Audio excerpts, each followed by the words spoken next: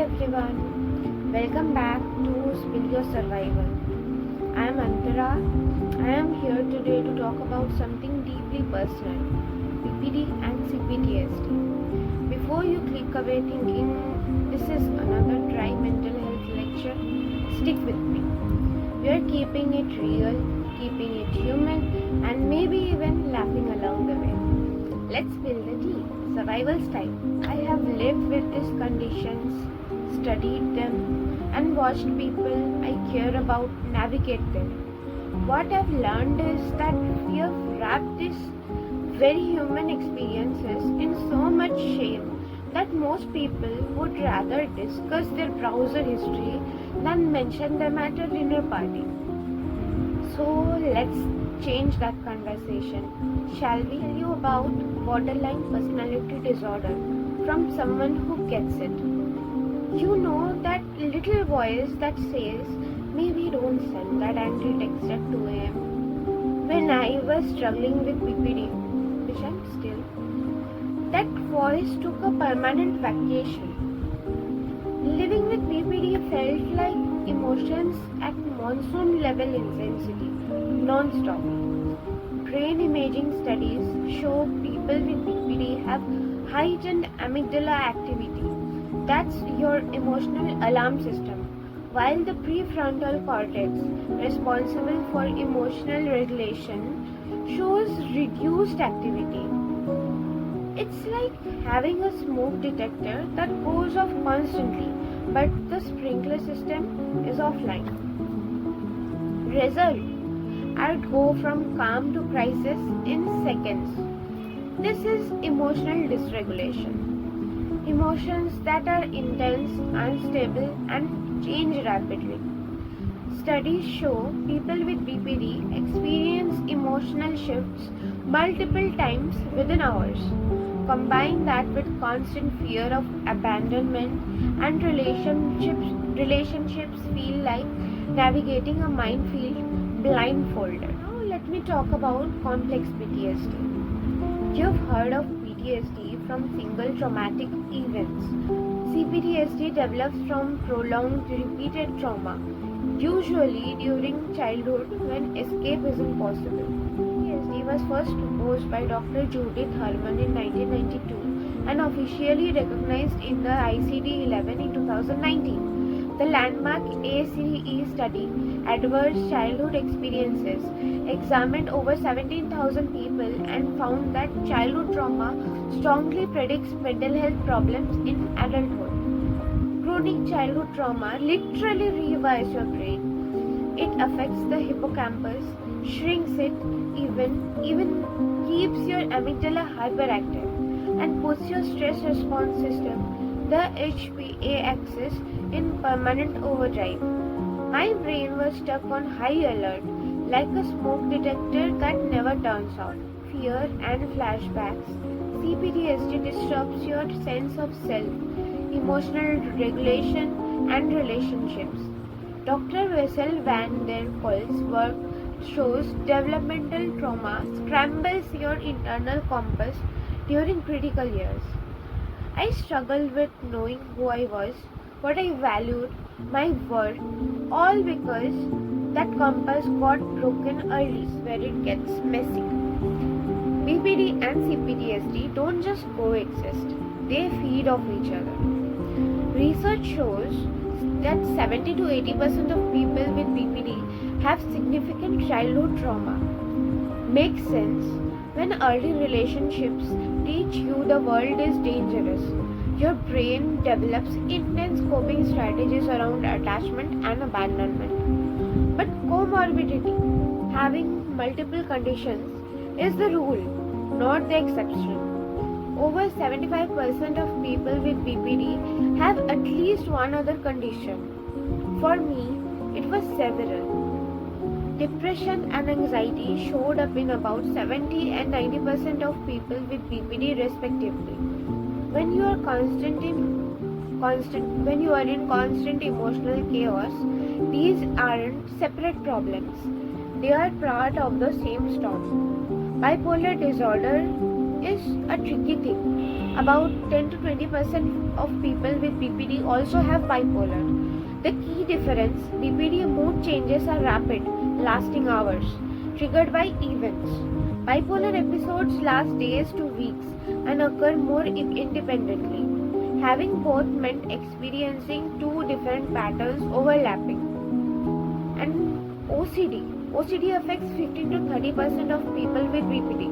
When your world has been chaotic, OCD becomes your brain's attempt at creating control through intrusive thoughts and compulsive behaviors. Research shows OCD themes often reflect core trauma and attachment fears. Understanding the neuroscience helped me fight shame. Functional MRI studies consistently show measurable brain differences in BPD, hyperactive amygdala, reduced activity in regions for emotional regulation.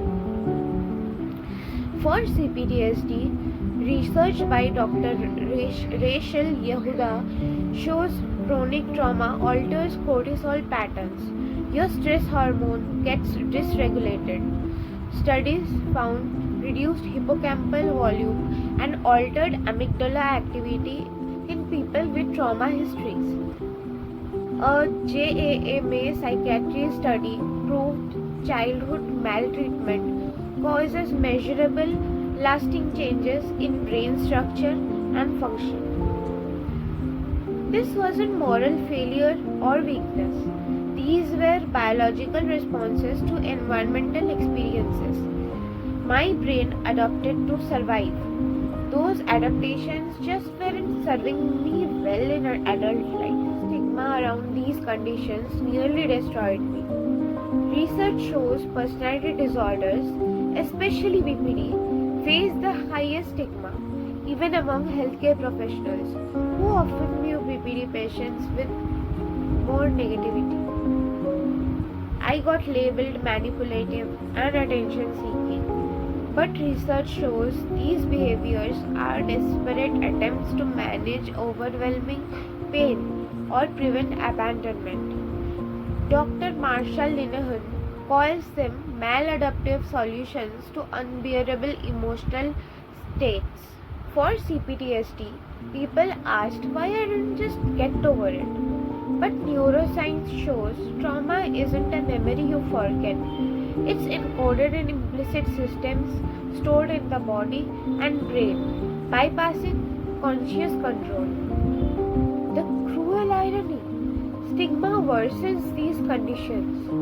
Research proves self-stigma and shame predict poorer treatment outcomes. Society was literally making my problems worse. Here's the truth, backed by research. Treatment works. Recovery is real. DBT, dialectical behavior therapy, developed specifically for BPD by Dr. Linehan, has the strongest evidence. Meta-analysis show DBT significantly reduces self-harm, suicide attempts, and improves quality of life. It teaches mindfulness, distress tolerance, emotion regulation, and interpersonal effectiveness. For trauma, EMDR and trauma-focused CBT are effective. Studies show EMDR helps reprocess traumatic memories so they are less emotionally charged. Follow-up studies are encouraging. About 85% of people with BPD achieved remission within 10 years of treatment, and most maintain it. Symptoms decrease over time, especially with proper care. For those of us in India, accessing this care is challenging. The National Mental Health Survey found we have only 0.75 psychiatrists per 1 lakh people. WHO recommends 3. The treatment gap exceeds 85% for severe mental disorders. Most mental health professionals here haven't received training in DBT or trauma therapies. The shortage is worse in rural areas where 65% of our population lives. 1 in 7 Indians were affected by mental disorders in 2017, yet our infrastructure is severely under-resourced. But there is hope. Organizations like NIMHANS, telepsychiatry, and online platforms are expanding access.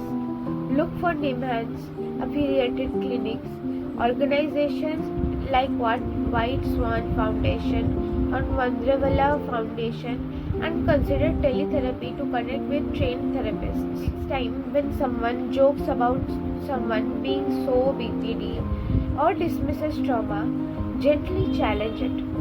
Research shows personal contact and education reduce stigma most effectively. Remember, behind every difficult person is usually pain and adaptation that makes their behavior make sense. Understanding is the first step towards healing. BPD and CPTSD are complex human experiences rooted in neurobiology. They are also highly treatable, and people living with them deserve the same compassion we would offer anyone with a medical condition, because that's what these are. If you're struggling, you're not broken. You're not too much. BPD affects 1 to 2% of people, CPTSD even more. Reach out to trauma-informed professionals. Connect with support groups. Peer support improves outcomes. Be patient with yourself. Recovery isn't linear, but it's possible. To everyone else, let's be kinder to people carrying invisible burdens.